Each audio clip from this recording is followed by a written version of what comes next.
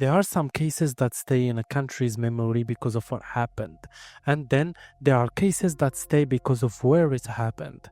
Not in a hidden place, not far away, not somewhere completely unknown, but close to home. So close that every step should have made Murray safer. On the night of September 3rd, 1999, Murray was 17 years old.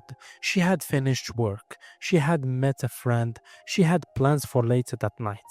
And then she began the short walk back home. It was the kind of walk she should have been able to make without fear. A familiar route, a normal night, a teenage girl going home to change clothes before meeting friends again. But Murray never made it through her front door. She was found less than 500 yards from home. And more than 2 decades later, the question remains painfully simple. Who stopped her when she was almost home? Murray was born on January 6, 1982. By the summer of 1999, she was 17, living in South Dublin, and standing at that strange point between childhood and adulthood. She had just finished school. She was working in a clothes shop called Sally West in a shopping center.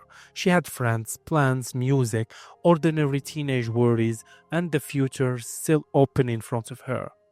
That is one of the reasons this case still hurts so much, because before the mystery, before the appeals, before the cold case files and anniversary headlines, Murray was not a symbol.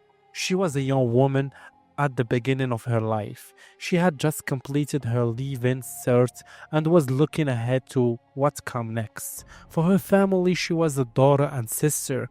For her friends, she was someone they expected to see again. For the people of South Dublin, she became the face of a case that never truly left public memory. But on Friday, September 3rd, 1999, nobody knew that yet. To everyone around her, it was just another night. Murray worked that evening at Sally West. At around 9 at night, she left the shop. After work, she went with a friend to Scott's public house. She was not disappearing from view. She was not running away. She was not doing anything strange. She was doing what many young people do after work. She was spending time with friends, making plans, thinking about the rest of the night.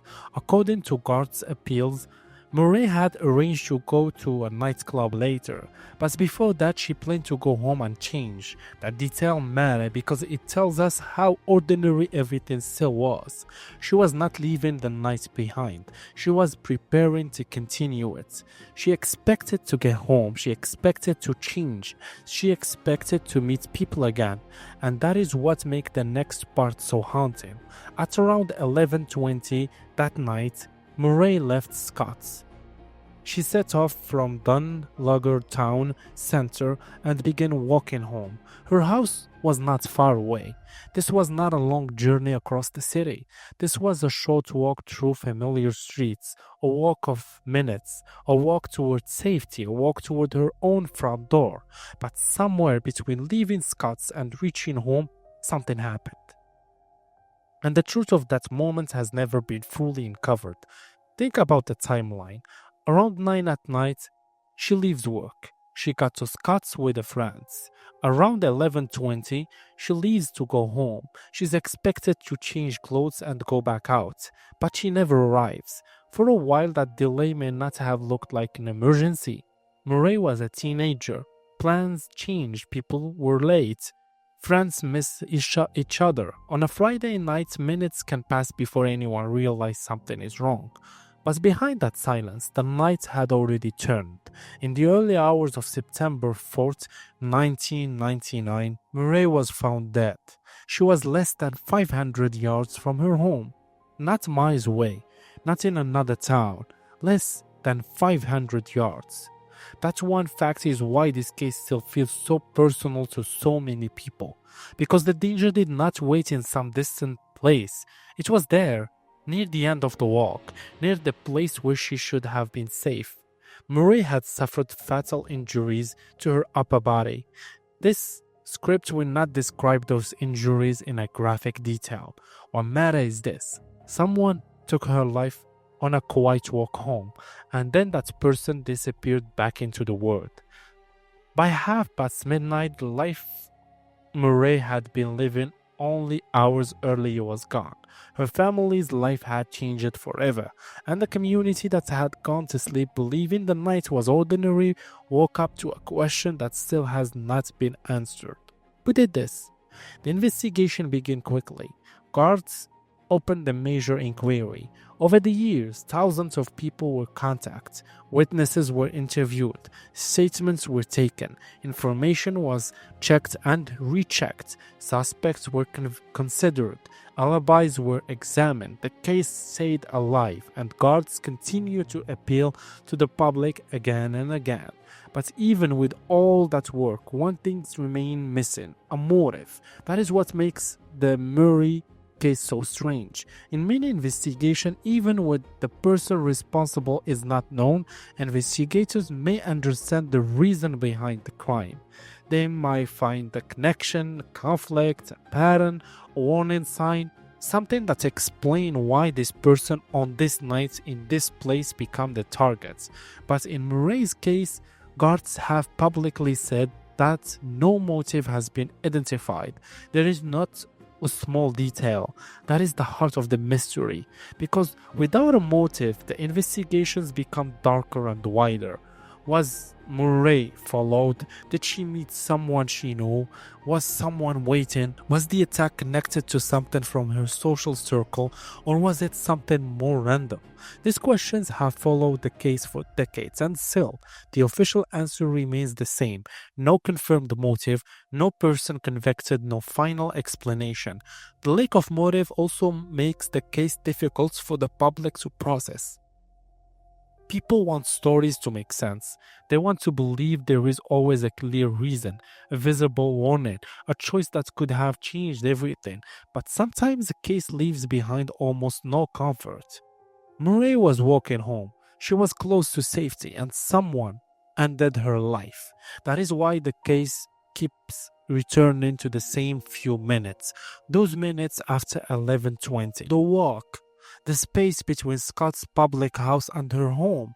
Somewhere inside that window is the answer. Someone saw something, someone heard something, someone knew someone who came home that night acting differently. Someone may have doubted the story they were told. Someone may have protected a person without fully understanding what they were protecting.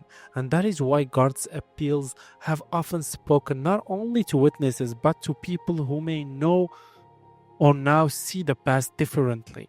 Time changed people. A person who was young in 1999 is now older. A person who was afraid then may not be afraid in the same way now. A person who believed an alibi then may question it now. A person who stayed silent to protect a friend, partner, relative, or classmate may now understand the weight of that silence. Because this case is not only about what happened that night, it is also about what someone may still know. Over the years, Guts and Murray's family have continued to ask for help.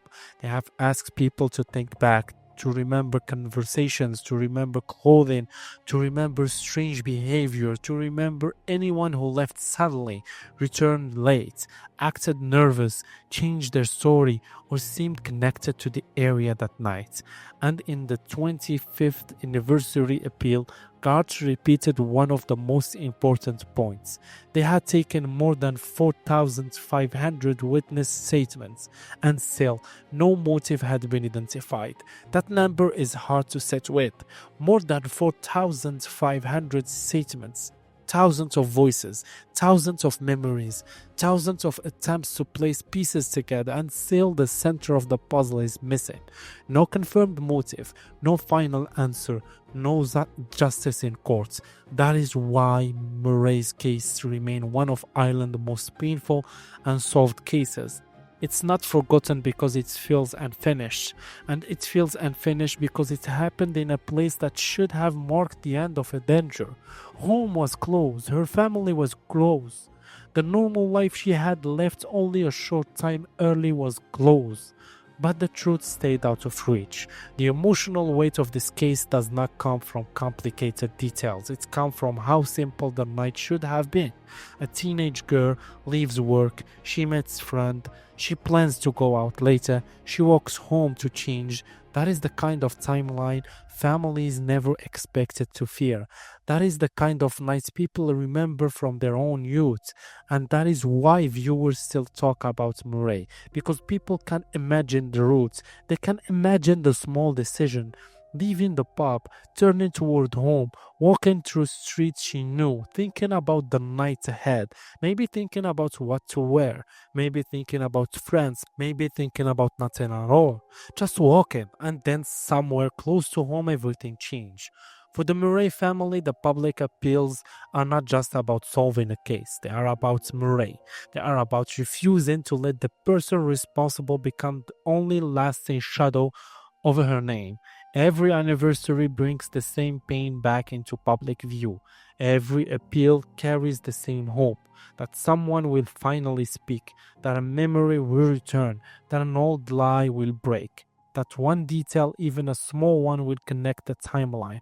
Cold cases are often solved by evidence, but they are also solved by conscience. Sometimes the missing piece is not hidden in a lab. Sometimes it is sitting in the mind of someone who has lived with it for years, a person who heard a comment, a person who noticed an injury, a person who saw someone near the road, a person who knows an alibi was not true, a person who thought for years that what they knew was too small to matter. But in a case like this, small details matter.